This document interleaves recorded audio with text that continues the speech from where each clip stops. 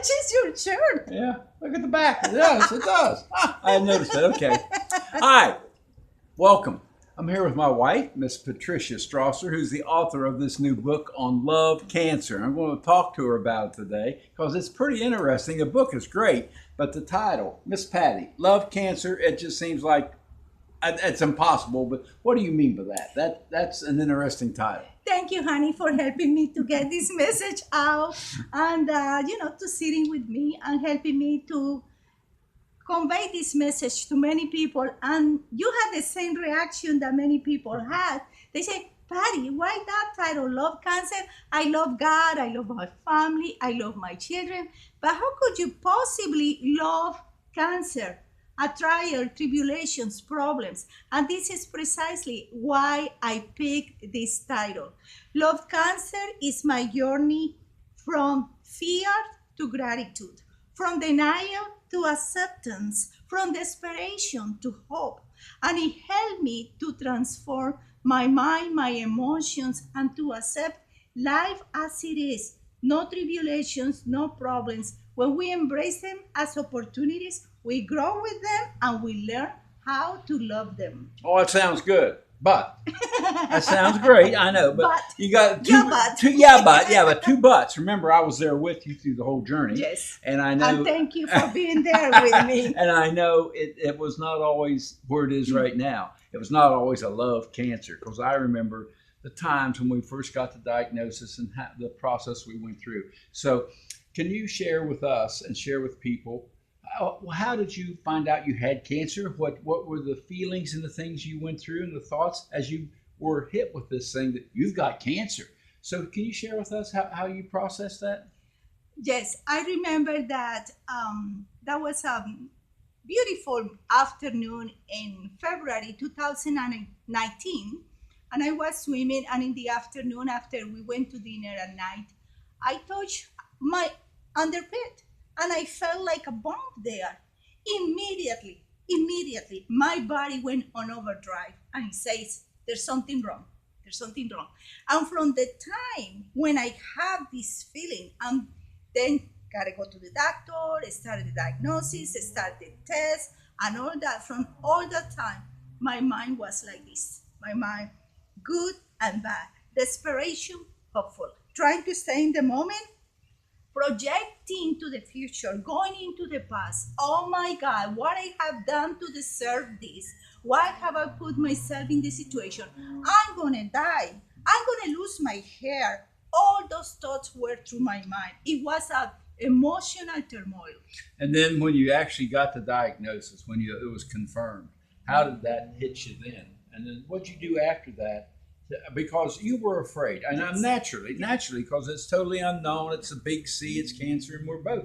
Oh my gosh, what happened? So, tell us when you got the diagnosis? How did you feel, and then how did you adjust after that? What changed? What changed you from that turmoil and fear into where you had some peace with it, maybe? That is a great question because address the core of the beginning of my transformation. Because I remember when we came back from the doctor, the diagnosis has been confirmed. I came home and I went to the kitchen and I had this beautiful picture of Jesus. And as I stand before that picture, I was looking at it and I'm like, God, I have done everything that you asked me for. I stopped my way of living. I had been following guidance to guidance. I help people. I try to have a healthy life, healthy diet. I cut off all my vices that I have. I embrace a very healthy emotionally and physically life. Why me? And it just hit me in that moment. It was like a beautiful voice, and it says, I heard it right here in my mind. Why not? Let's see what you're going to do with that. And this is what an spiritual experience is. Like William James described it. It's a happening of something extraordinary. It comprises in a second of time knowledge, memories, flashes of your life. And that's what I have in that moment. Everything came together. And I say, that's right. And in that moment, I understand that I didn't deserve this disease, that nothing about my life has nothing to do with it. And then it was what it was. It was in front of me. So it was my choice how I will walk through it. And I say, okay, I take it. But you're going to help me, right? And the voice again said to me, yes, I will be with you until the end. And in that moment, I promised myself, my body, that I will not become a victim. I will not be a burden to my husband, to my family. And I promised myself that at the end of this journey, I will be a transformed woman. I say, I'm going to do it. You're going to help me, and I'm going to heal. Okay, let me make. There's 2 points on this because, as I said, I was with you. And we practice a pretty. We're very sincere about our spiritual life, Yes. but we also know the spiritual life doesn't protect us from everything. Life happens, and so. But right off, to be very clear, you didn't say, "God, why did you do this?" Why, you didn't blame God for this. In any moment, I did not blame God. And I realized in that moment that if I blame God, I will be angry at God. And how could I possibly trust God to help me if I was angry at God? So I couldn't do that. Well, the other thing is that even though we have a spiritual life, we're connected to God, and we're not angry at God. God doesn't always protect you, Miss Patty, who had a good life, good person. You got Good cancer. husband. Good. I mean, you got cancer, and that's just the way it works. That's life, right? That's life. And also, it helps me to understand in that moment that we blame God for a lot of things, right? We Yeah. blame God for accidents of nature, catastrophes of nature, accidents caused by other people, will, crime, wars. We always blame God for our own mistakes. But that wasn't the moment for me to start blaming myself. I got cancer. That was the reality. I have to live with it. Great. And God was not the cause of this. Yes. And some people say, "Oh, what you have done? What did you get cancer?" I say, "I'm not God's favorite," and that was a rude awakening for me because I was thinking until that moment that if I make good decisions, I will be safe from mistakes or from error, and that is something that it doesn't go quite like that. We can make everything perfect, make good decisions, be good, treat people nicely, and then something bad is going to happen, and God didn't cause it. God didn't cause it. We can't blame him. And then again, and I've known people, I've experienced myself, you have, we've talked about this. We have this wonderful spiritual experience, this big moment when all of a sudden things click and we do this. And had those people have had them. But now, you did that there in the kitchen in front of me. You had this thing where you felt this wonderful presence of God. Yes. Now comes where the rubber meets the road. That's great. That's right there. How do you keep that going as you go through treatment, as you have those nights in the darkness and lose your hair and go through the pain? How do you keep that going? What does that do? This is the important part, because getting the fear and everything and having that moment of total acceptance. Now, how did you keep it going as you went through the treatment? A couple of things. First off, I must say that I realize how an athlete that is going to run a marathon has to train for months and months before going to the marathon. And I realized that in my personal life, I had been so humbly blessed to have good programs, good information that I had already practicing in my life. I had been practicing prayer, meditation, relaxation. I do spirituality, practical activities, groups, and all those things kicked in. Those were my toolbox when I was going through these things, because when my mind got to the point where I couldn't think, I couldn't say anything, I couldn't even remember things, all that programming kick in and allow me to go through those moments of desperation.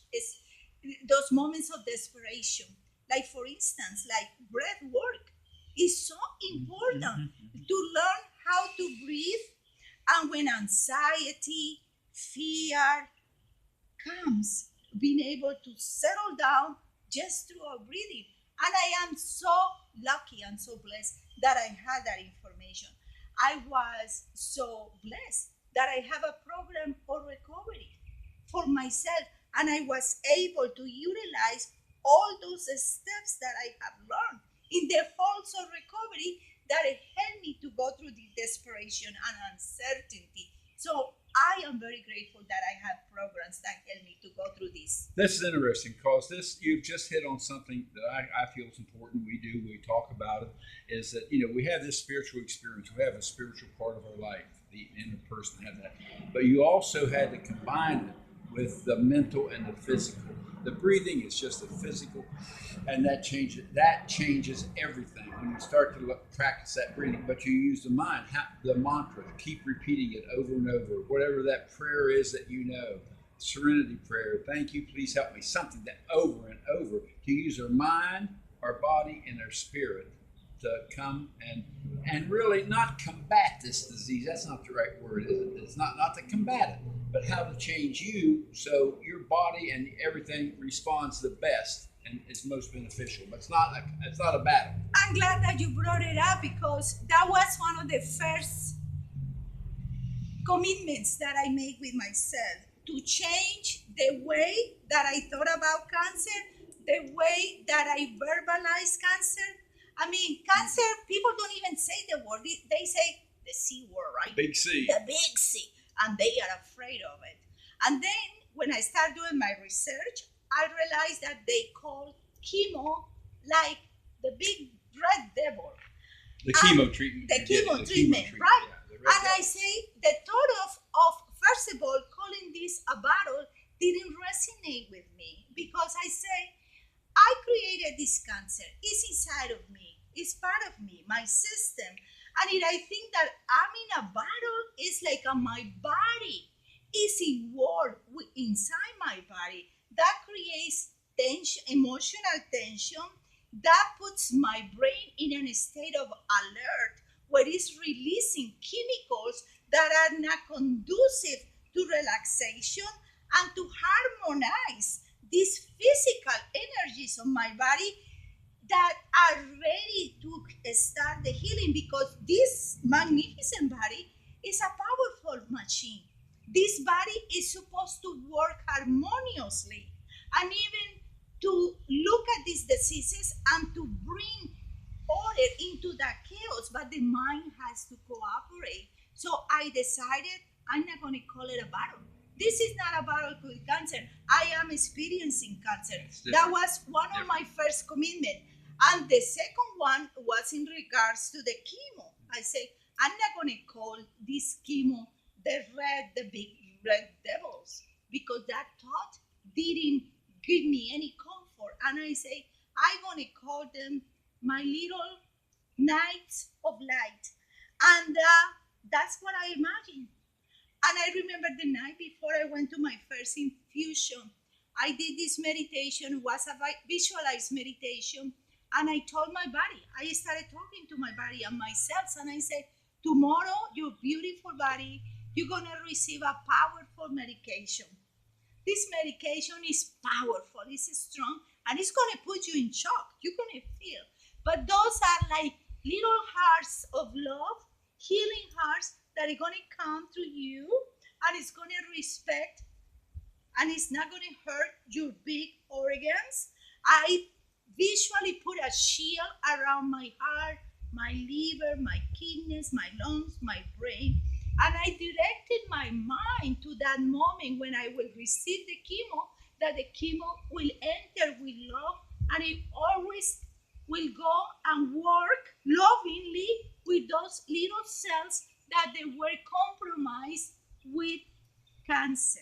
This is fascinating because we know, and what we've experienced with other things and with this, is that in our body, what happens to us And if you see this chemo as a red devil in there fighting, Yeah. battling and fighting No. and everything like that, that sets up a certain resonance, a certain something about your whole body, your mind, body, spirit, everything. It's in a battle.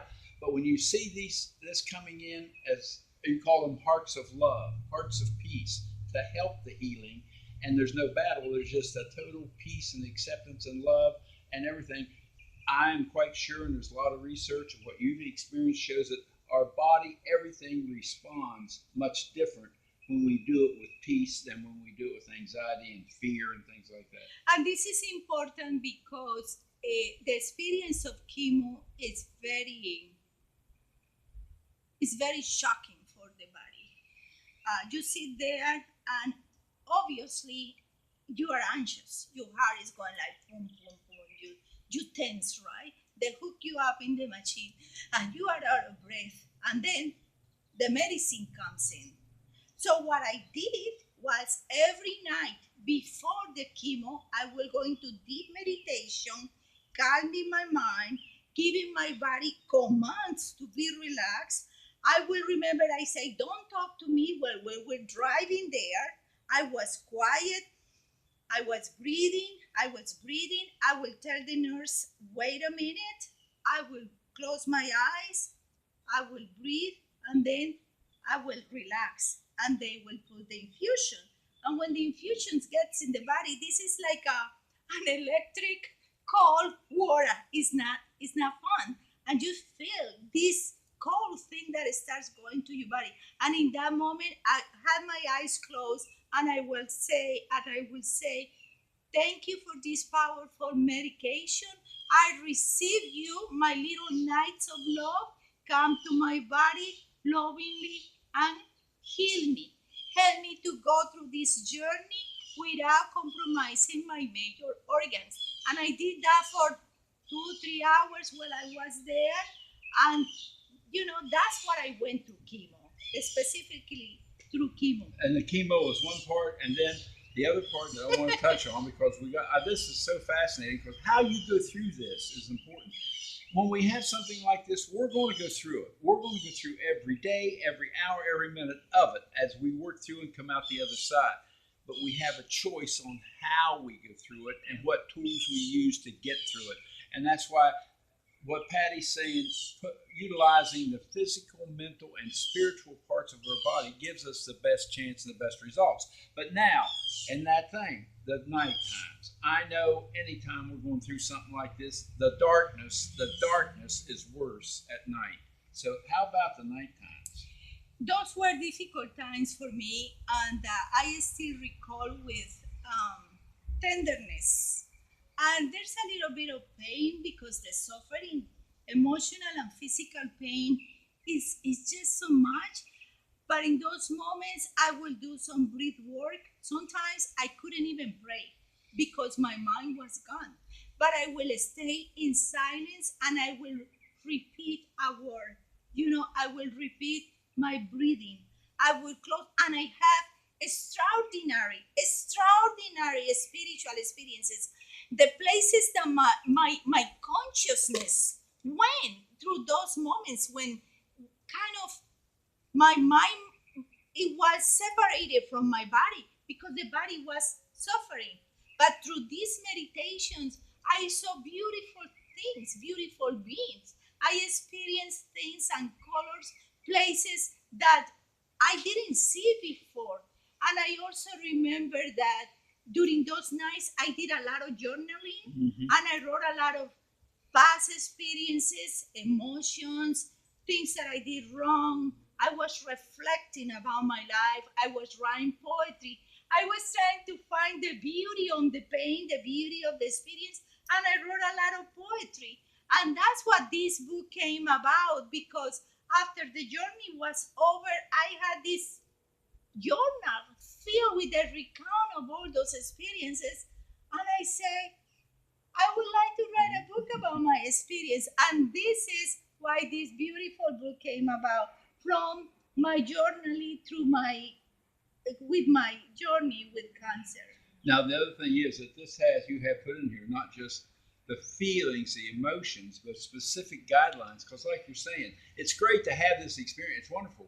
But how does other people take this? And when they're going into the cancer, and you put a lot of step by step things in here, correct? Yes, I did. I wrote some guidelines how to go through the diagnosis, how to go through chemo, how to deal with people, especially. Oh, this is a great point. How do you deal with people? This is interesting. When you have cancer and your hair falls out and all this, and you're weak and you're there by yourself, what happens to your friends and family? What really happens? So, I mean, this They terrified. this separates things. You are suffering. You're the one who's going through it, but they terrified. Yeah, they're terrified. They terrified. don't know They how to are handle it. scared of you, and you know why? Because they used to be in a relationship with a person who is happy, excited, looks good, right? Has nice hair like I used to have, and then all of a sudden that person looks cadaveric. I mean, I have sores. I have bags under my eyes. I lost totally my hair. I couldn't talk. I couldn't coordinate. I mean, how could you relate with a person that you love in this situation? So they kind of get scared and they go away and they neglect the patient. So don't be resentful if you have gone through this situation where you are sick and your loved ones, your family, your relatives, your close friends are not there for you. Because what happened really is that they cannot stand the sight of seeing you sick, and that's why they're not around. And also, there's sometimes a lot of fear when they Yeah. see somebody else that's been vibrant, exciting, and alive reduced to that state of helplessness and pain. There's a lot of fear that they have. So, what we're saying is, you just don't judge people, because it's interesting. Some of your best friends come back later and made amends and apologize and everything and acknowledge what had happened, and now you're very good friends again. Yeah, and also that experience helped me to understand that people are people. They're gonna do what they're gonna do, and I had no control over their emotions. I had to love them regardless. The good people, the good friends, they will come back. They realize they did something wrong. They apologize. They're back on my life. Those who didn't care, they're gone. It's fine. It's And it's fine. great. And it's great. It's a great lesson. But the point I want to make with this is what you've done with the book. Love cancer. Totally different concept.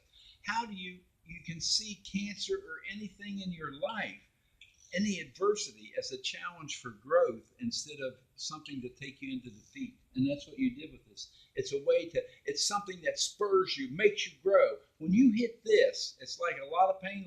You either grow or you fold. There's no choice. You grow or you fold. And you chose to grow with